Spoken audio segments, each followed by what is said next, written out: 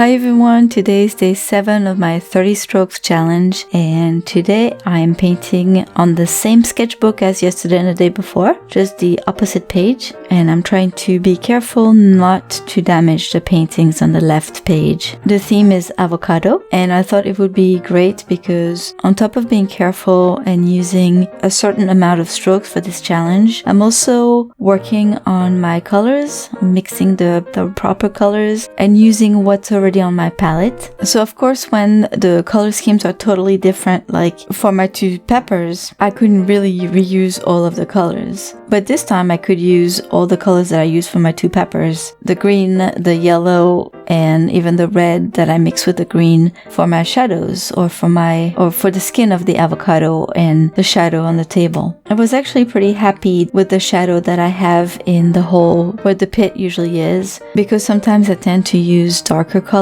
for my shadows and I think it looked a lot more natural this way. So yeah, pretty happy with this one again today. If you like this video, please give it a thumbs up and I'll see you again tomorrow with day 8 of the challenge. Have a wonderful day everyone. Bye bye.